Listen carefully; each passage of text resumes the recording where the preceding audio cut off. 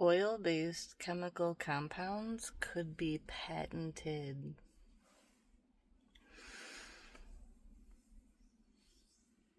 Guys, I can't imagine what a cancer diagnosis looks like, and I don't want to, but there are things that I just don't understand. Like when a person tells me that they have cancer in their lymph nodes, and then you walk into their home, and the whole thing is just overwhelmingly filled with chemicals in the air from plug-ins and scented candles. And how did the doctors, because how many doctors did you have to see to get this diagnosis, right? How did no one mention the fact that these are neurotoxins, that the type of cancer that you have is not only caused by but extremely exacerbated by these chemical toxins? They don't care, friends. They don't care. Okay. Candles, natural oils, herbs, spices, homeopathy. These are things that we used to do for thousands of years, for millennia, until the Flexner Report, until Rockefeller and Carnegie were like, oh, by the way, this is science. And now everybody's walking around going, trust the science, trust the science. Okay, honey, well, trust the science and follow the dollar signs, because that is what they did. They medicalized everything, calling it science. They dumbed down our education systems. They put our natural medicines in the ground, okay? Underground. They come from the ground, and then they just decimated them. And then they decimated our intellect so that we are so far removed from our human selves that we don't understand that things like mint and huckleberry and like just vegetables, foods that we eat, we're natural. They're meant to work symbiotically, in symbiosis with all of the systems in our bodies, because we are meant to live in commune with the earth, friends. It was all by design. We are less than 200 years down this road, and people just don't get it. But the fact that these doctors are monsters to that degree blows my mind. Like, that conversation boggled my mind. I am baffled right now. I can't. Okay, all your gain scent boosters, all the snuff that you're washing your clothes in or your kids' clothes in, stop it. Stop it, stop it, stop it. It's consumerism.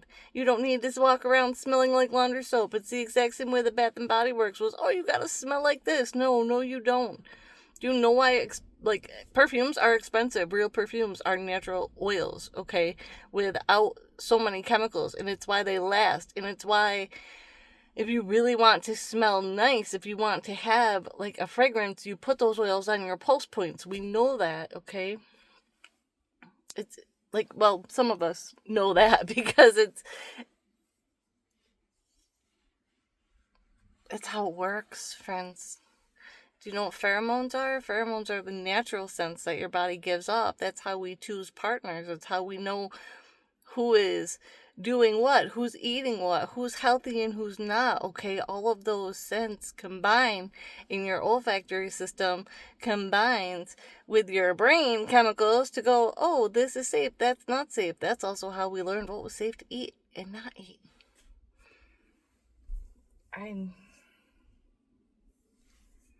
I shouldn't make videos in this state when I'm just at odds with the universe, but I, like, don't understand, friends. And how do I look at someone and be like, wow, I can't believe that they're not telling you this, and very gently try to explain that these things are poisoning you?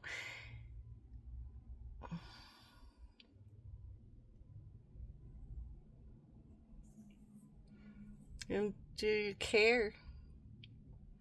Do you care that you're disrupting your child's, neurological systems, their functioning, their output? And no, oh my goodness, that answer is no. So here's a fun story. I went to Kohl's with my kids the other night, and we're in the dressing room, and I was trying some things on, and my daughter was with me, and this mom comes in, and she had a little boy with her. He had to be, I don't know, probably under 10 because he's in the dressing room with her. And she is rushing him. Put these pants on. Put these pants on. You got to put these pants on. We got to go home and cook. You got to try these pants on. This is why kids have anxiety. Okay? It is not a child's fault that you waited until the last minute to get them something that they needed. Or that they outgrew their pants because they're a growing human, and that's what kids are supposed to do. So when you put them in situations where you're rushing them and you're forcing them and they're already uncomfortable, you're going to create in them so many emotions, but anxiety is a huge one. And then they're going to remember that, and then they're going to hold on to that because that's what trauma does, right? And that trauma can lead to trauma bonding later, because when kids start to feel comfortable and secure in those situations, this is how they end up in codependent trauma bonds with their partners.